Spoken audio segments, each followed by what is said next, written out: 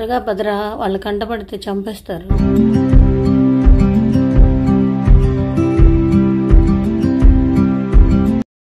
ప్రాణాలతో ఉంటే తర్వాత తాగొచ్చు రారయ్యా.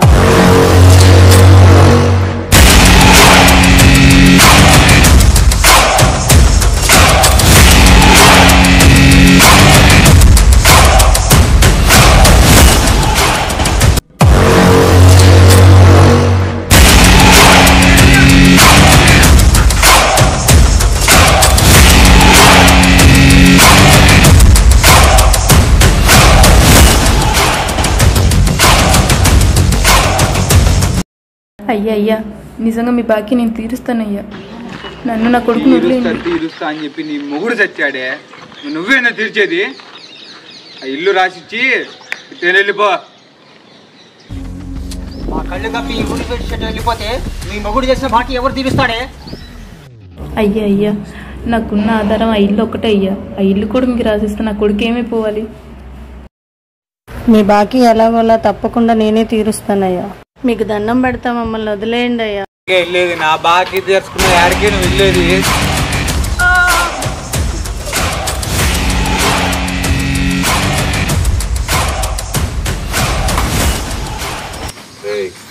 మీకు బాకీ ఉంటే మంచిగా వసూలు చేసుకోవాలి, అంతేగాని ఒక ఆడ మనిషిని పట్టుకొని బజార్లో కొడతారా? బజార్లోనే కాదు, నా బాకీ కట్టపోతే ఎక్కడైనా కొడతా. కట్టపోతే నువ్వు కడతావా? అయితే కడతానికి వచ్చావా పెద్ద మనిషి? అయితే నువ్వు కట్టు. ఆయనే ఉన్నది మొత్తం ఊళ్ళో వాళ్ళ మొత్తం భోజనం కొన్నాడు, ఇంకేం కడతారా బాబు బాకీ?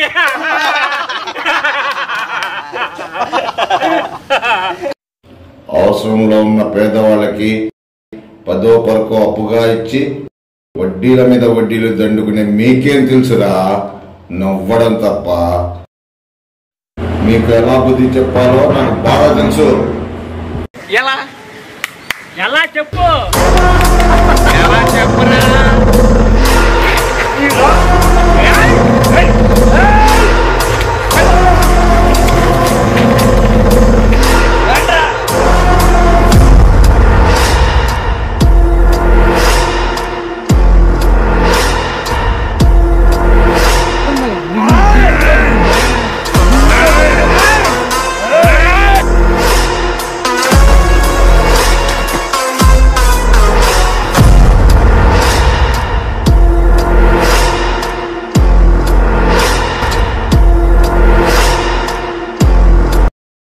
పదమ్మా, రేపే మీ చేత కలెక్టర్ గారి స్పందన కార్యక్రమంలో కాల్మని కేసు పెట్టించి వీళ్ళందరికీ ₹1 కట్టే పని లేకుండా చేస్తా.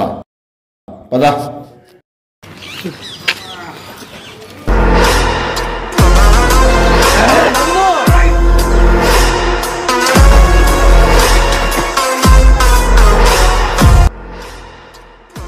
రే తమ్ముడు, వీడు గనక కలెక్టర్ని కలిసి కాల్మనీ కేసు పెట్టిస్తే మాత్రం మనకు ₹1 కూడా రాదు.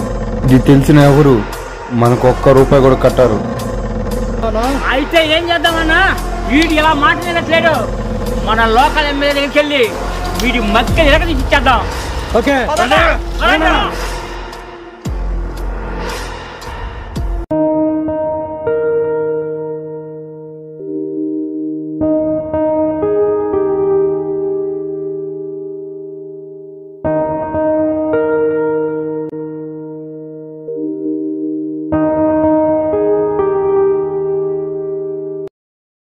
ఏంటండి దెబ్బలు? ఎవరు వీళ్ళు? ఆ విషయాలన్నీ తర్వాత చెప్తాను గాని ముందు వీళ్ళని లోపల తీసుకెళ్లి భోజనం పెట్టు. కొంచెం ఓర్చుకోయ్యా, అన్నం తెస్తుందిలే.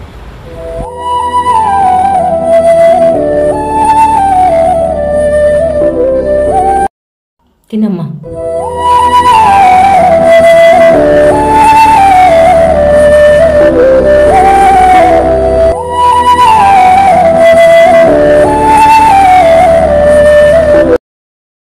నెమ్మదిగా తినరా అయ్యా. అమ్మ కొంచెం మంచినీళ్ళు ఇవ్వరా?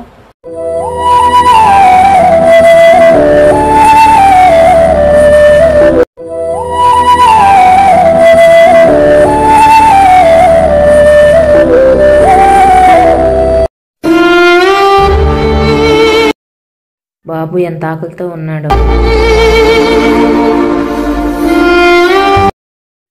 బాబు తిని 2 రోజులైందమ్మా.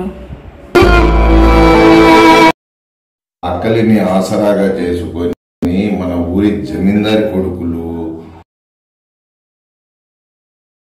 వాళ్ళకి డబ్బు అప్పుగా ఇచ్చి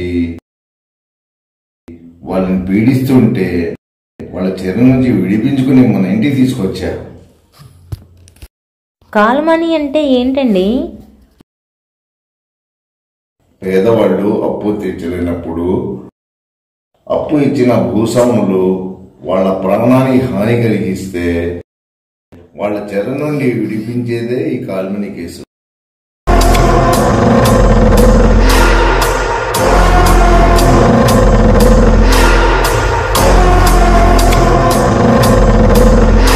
రోలింగ్. ఈరోజు షెడ్యూల్ ఏంటి?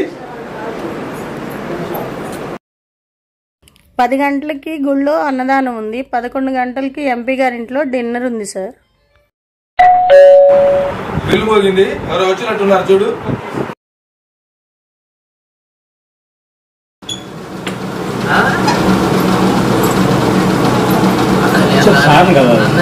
అపాయింట్మెంట్ ఉందా?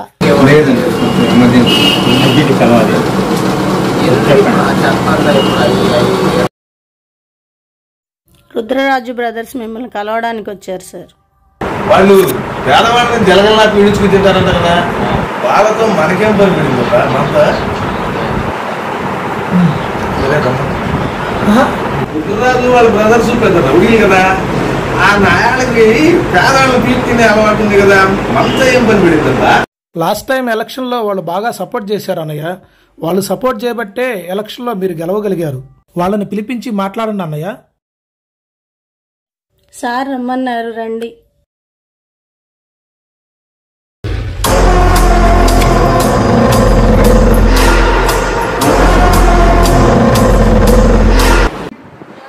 ఏంటండి అన్నదమ్ములు ముగ్గురు కట్టకట్టుకుని వచ్చారు, ఏం సంగతే?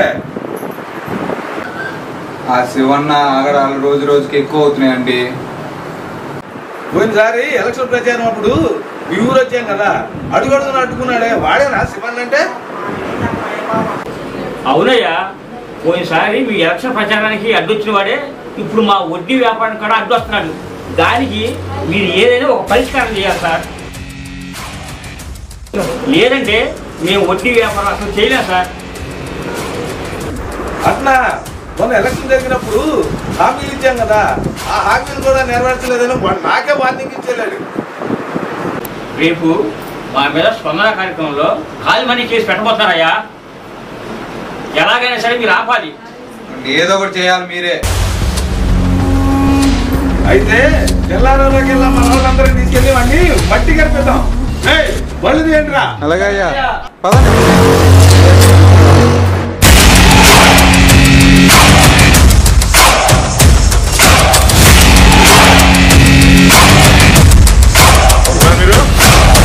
ఎవర్రా మీరు? ఇన్ని భూలోకంలో నుండి పైకి పంపించడానికి వచ్చిన యమదూతలం రా మేము. అర్థమైందిరా, మీరు ఆ రుద్రరాజు మనుషులు కదా?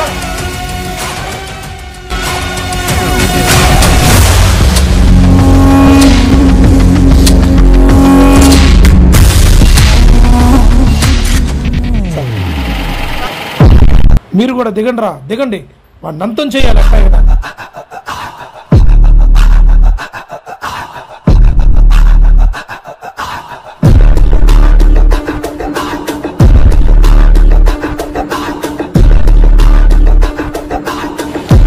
కొడతారా? వాళ్ళని కాదురా, మిమ్మల్ని కూడా తరిమి తరిమి కొడతాం.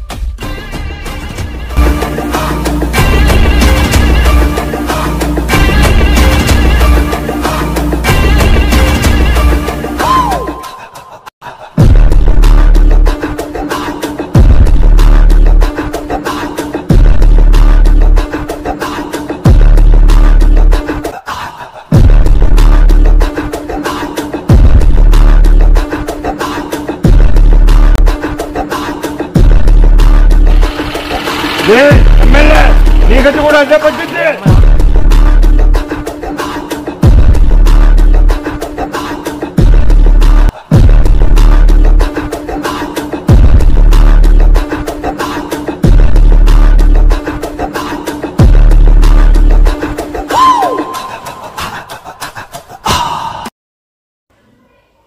ఎవరండి వీళ్ళు?